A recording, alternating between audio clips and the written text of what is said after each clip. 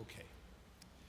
If I were to enter the debate about Christian values in America, there could hardly be a better time than this 250th anniversary of the Declaration of Independence, and hardly a better word than Jesus' promise appointed for us today. Come to me, all you that are weary and heavy laden, and I will give you rest.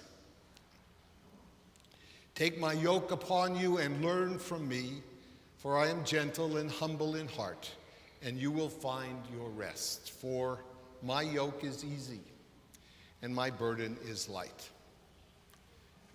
This, folks, is pure, unadulterated gospel. Christ crucified, risen, and ascended, still calling the weary, still bearing the burden, still giving rest as a gift. These words reveal Christ, and they reveal us.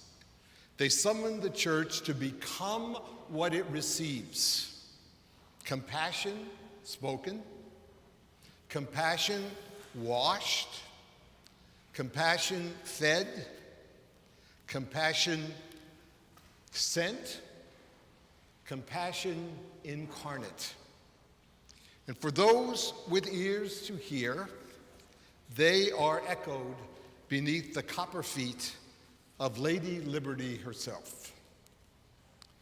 Not like the brazen giant of Greek fame, with conquering limbs astride from land to land, here at our sea-washed sunset gates shall stand a mighty woman with a torch, whose flame is the imprisoned lightning, and her name, Mother of Exiles. From her beacon hand glows worldwide welcome. Her mild eyes command the air-bridged harbor the twin cities frame. Keep, ancient lands, your storied pomp, cries she with silent lips. Give me your tired, your poor, your huddled masses yearning to breathe free, the wretched refuge of your teeming shore. Send these, the homeless, tempest-tossed to me. I lift my lamp beside the golden door. Many of our forebears saw her and heard her promise. Their children still come to gaze,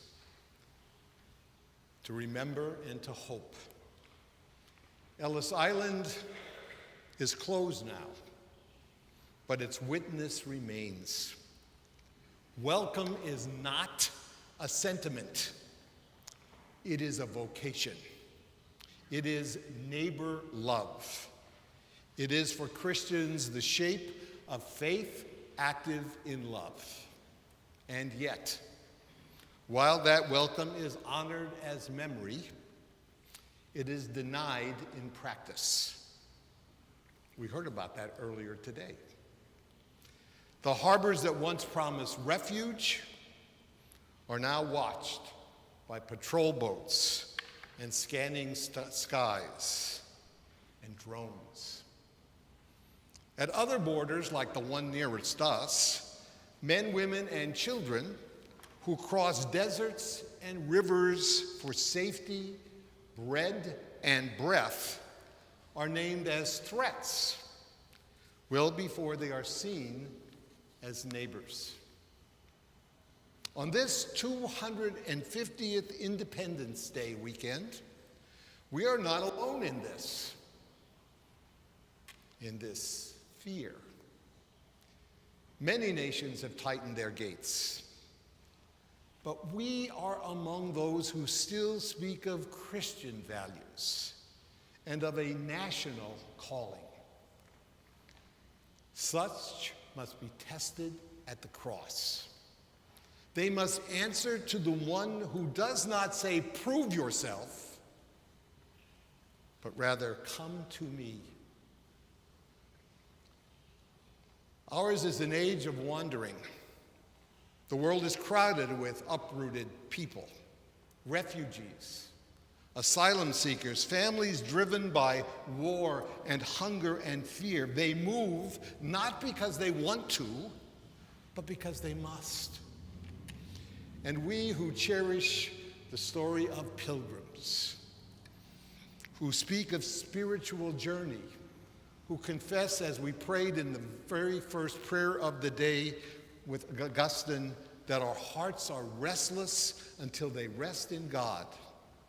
We should know something of exile, of longing, and of home.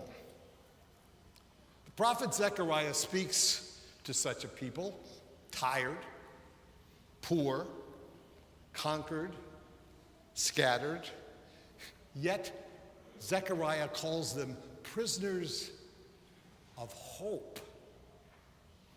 Their king comes humble, not to crush, but to free, not to glorify the sword, but to speak a new word of peace to all nations. This is not optimism. It is promise. We sing that promise every Palm Sunday while we're walking around the block. We follow a humble king into the mystery of his cross and resurrection, where true freedom is given, not earned. This is our Lutheran scandal and our Lutheran joy. We are justified by grace, not by worthiness. Freed by Christ's love, not executive power.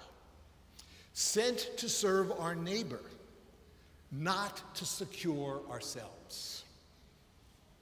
The Prince of Peace comes crowned with thorns, enthroned on a cross, and worshiped by the weary who hear compassion in his voice when he says, "Come to me, all you that are weary and heavy laden, and I will give you rest. Take my yoke upon you and learn from me, for I am gentle and humble in heart, and you will find your rest. My yoke is easy, and my burden is light." That voice is still heard here today. In the word proclaimed, Christ says, "Come." In the washing of baptism, Christ says, "You are mine." At this table, Christ says, "Take and eat." Here, the weary are welcomed. Sinners are forgiven. Strangers are made family. And the homeless are given a foretaste of our real, final home.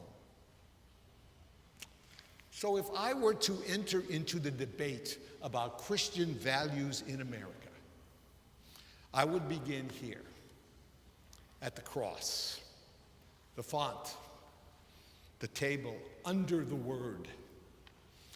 I would measure every civic promise by the gospel that has measured me and has found me to be in need of grace. That's what I'm doing on this 250th anniversary of the Declaration of Independence. What are you doing? Amen.